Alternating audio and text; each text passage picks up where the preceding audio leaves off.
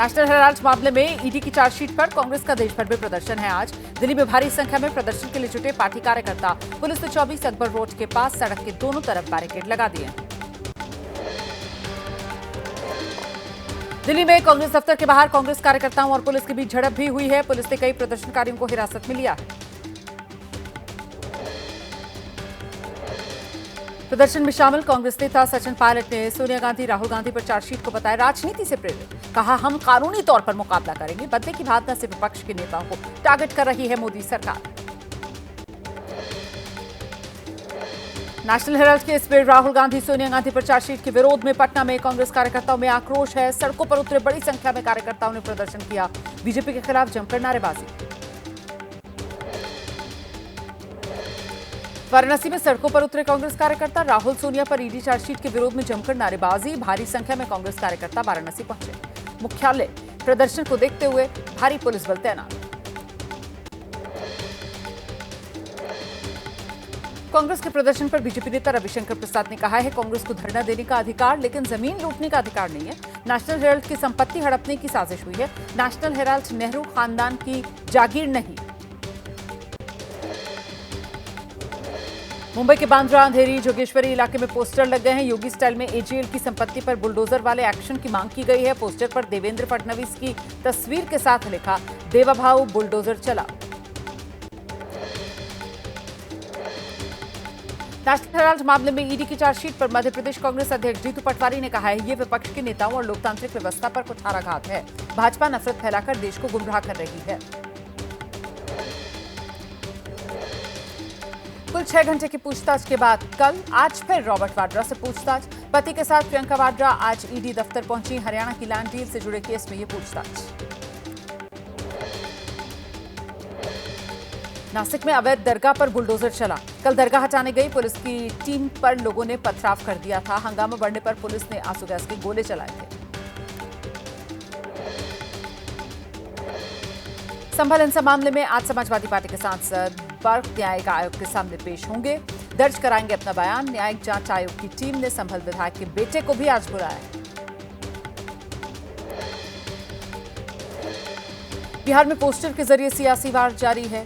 BJP ने रीतलाल यादव सहित RJD के 3 विधायकों पर वांटेड का पोस्टर जारी किया।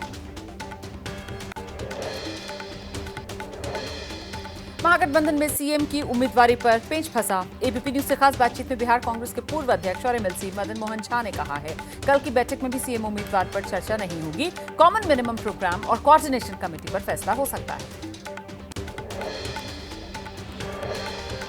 उत्तराखंड के हरिद्वार में वक्फ बोर्ड की जमीन से हटेगा अवैध कब्जा। 80 बीघा जमीन पर कब्जा कर खेती की जा रही है। प्रशासन ने फसल की नीलामी की प्रक्रिया शुरू की।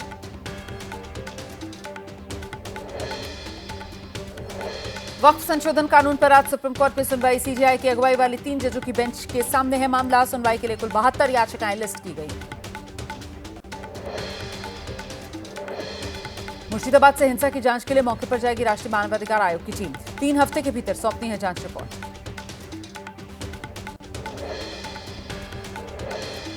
पश्चिम बंगाल के हिंसा प्रभावित इलाकों में काबू में है हालात। हिंसा से सहमे कई परिवार पहुंचे झारखंड के पाकुड़। कुछ ने रिश्तेदारों के यहाँ शरण लिए, बाकी दूसरे शहर रवाना। पश्चिम बंगाल में हुई हिंसा पर उत्तर प्रदेश के मुख्यमंत्री योगी आदित्यनाथ की कड़ी प्रतिक्रिया। कहा, डंडा ही दंगाइयों का इलाज। ममता को दंगाइयों में शांति दूत दिख रहे हैं। सीएम योगी के बयान पर समाजवादी पार्टी के प्रमुख अखिलेश यादव का पलटवार। कहा, बीजेपी बंगाल में हिंसा करा रही है। इंद्रजीत सरोज के बयान पर बोले, इतिहास को इतिहास रहने दें, इस पर जाने की जरूरत नहीं। केंद्रीय मंत्री गिरिराज सिंह का ममता बनर्जी पर बड़ा आरोप। कहा, बंगाल को बनाना चाहती हैं बांग्लादेश, नहीं चाहती हैं गरीबों को मिले उनका हक।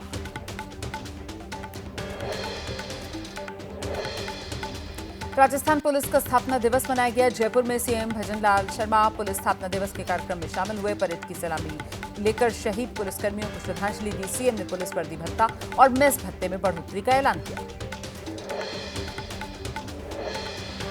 दिल्ली के प्राइवेट स्कूल्स में मनमाने तरीके से बढ़ती फीस को लेकर अभिभावकों ने जाहिर की है नाराजगी। शिक्षा निदेशालय के ऑफिस के सामने लोगों ने प्रदर्शन किया।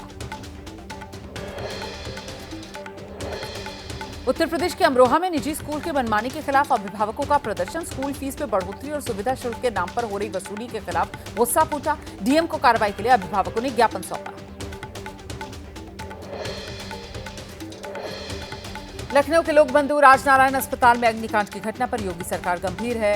उप मुख्यमंत्री ब्रजेश पाठक के निर्देश पर जांच के लिए 5 सदस्यीय कमेटी का गठन हो गया है। 15 दिन के भीतर रिपोर्ट देनी है।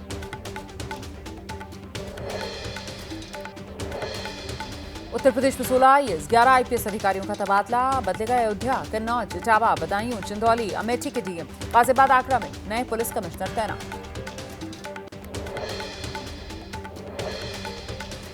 जम्मू कश्मीर के पुंछ में आतंकियों की तलाश में सुरक्षा बलों का सर्च ऑपरेशन जारी। घने जंगलों में रोमियो फोर्स और एसओजी पुलिस का आतंकवाद के खिलाफ संयुक्त अभियान तेज हो गया। भारतीय सेना पहली बार हिमालय पार कर तिब्बत से सटे इलाके में सैन्य अभ्यास कर रही है। एलएसी के साथ पठार क्षेत्र में शक्ति प्रदर्शन। भारतीय सेना ने ये वीडियो जारी किया। जल्द हो सकती है भगोड़े मेहुल चौकसी की भारत वापसी। ईडी सूत्रों का दावा है। एंटीगा बारबुडा सरकार ने कह दिया है बेल्जियम में चल रही प्रत्यर्पण प्रक्रिया में वो दखलंदाजी नहीं करेंगे। यात्रियों को अब ट्रेन में भी मिलेगी एटीएम की सुविधा। रेलवे ने मनमाड़ से छत्रपति शिवाजी महाराज टर्मिनस तक जाने वाली पंचवटी एक्सप्रेस में एटीएम मशीन लगाई है। प्रयोग सफल होने पर दूसरी ट्रेन में भी शुरू की जाएगी ये सेवा। झारखंड में नक्सलियों के खिलाफ सुरक्षा बलों का सर्च ऑपरेशन।